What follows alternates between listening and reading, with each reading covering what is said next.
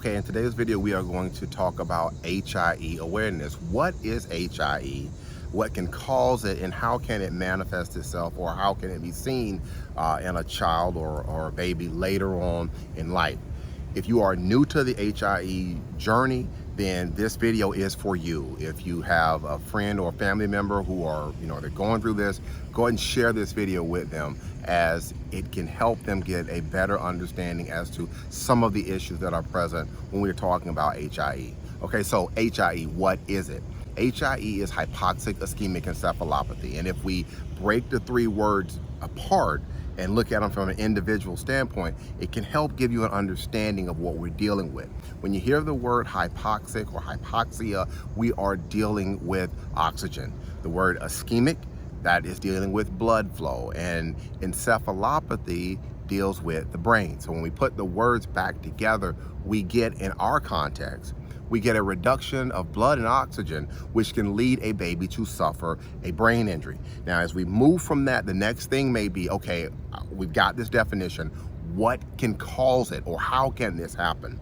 There are many ways that HIE can be caused. You could have genetic things that could present themselves, which can lead a baby to suffer the traumatic brain injury, HIE. You can also have developmental issues. As the baby is developing, there can be some things which present themselves, which causes the baby to have an HIE injury.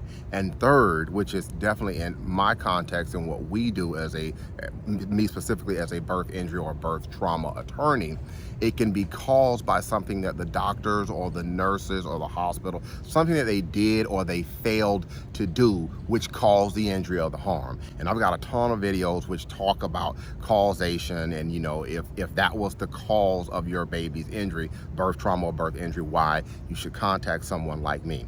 But as it pertains to those other issues, and once you get past that as the cause, a lot of times families will have questions as to, well, what does this mean going into the future or long term for their baby?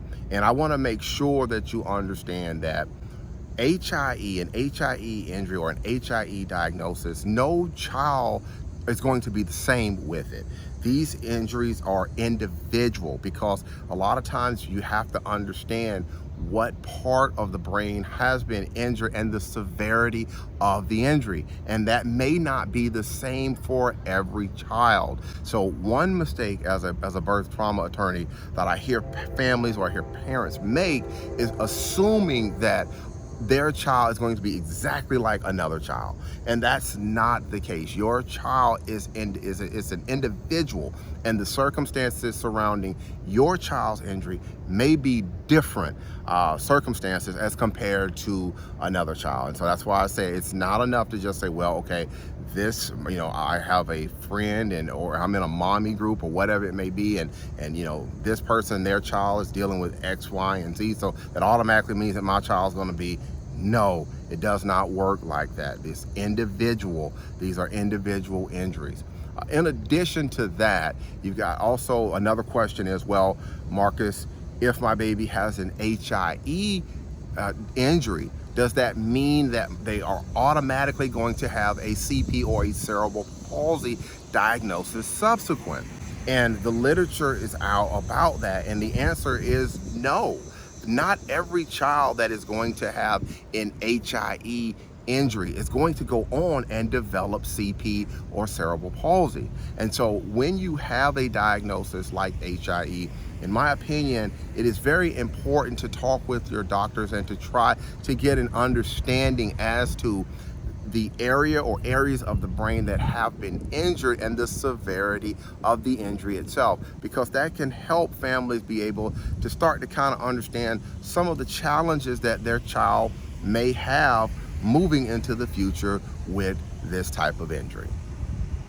If you have more questions, maybe you are here today because your baby has an HIE diagnosis, or this video was shared with you by a family member or a friend, and you would like to talk with someone about the cause of your baby's injury. Maybe it was birth trauma that caused your child to suffer an HIE injury. It was not genetic, it was not developmental, but it was birth trauma. If If you have these types of things going on, there's a telephone number on the screen, and I invite you to go ahead and pick up the phone and call me. I speak with families like yours all the time about these issues. Today we were talking about HIE, cerebral palsy. You know, this is what we do. When you pick up the phone and call, and remember, it costs absolutely nothing to talk with me about this. When you pick up the phone and call, be sure to let my secretary, be sure to let them know that you would like to pick a date and a time. That is important. A date and a time, so we can know when to, schedule with the day that you pick, so we can know when to call you and talk with you about your child's story. One more thing. I practice law here in the state of Maryland. And I know this video is on the internet. It's on multiple, internet platforms and social media platforms. And I can't control who's going to reach out to me and who's going to call me. If you are not in the state of Maryland, please remember that we have to use what we call co-counsel or local counsel. In other words, an attorney in your state. That's something we can help work with you on and get you information on. But I just want to make sure that you understand that local counsel or that co-counsel aspect of things if you're not in Maryland. All right, that's going to be it for today's quick educational video. Again, I'm Marcus Boston, and I'm one of the childbirth injury and medical malpractice attorneys practicing law here in the state of Maryland at Boston Law Group, LLC. We'll talk with you next time. Take care. Enjoy the rest of your day.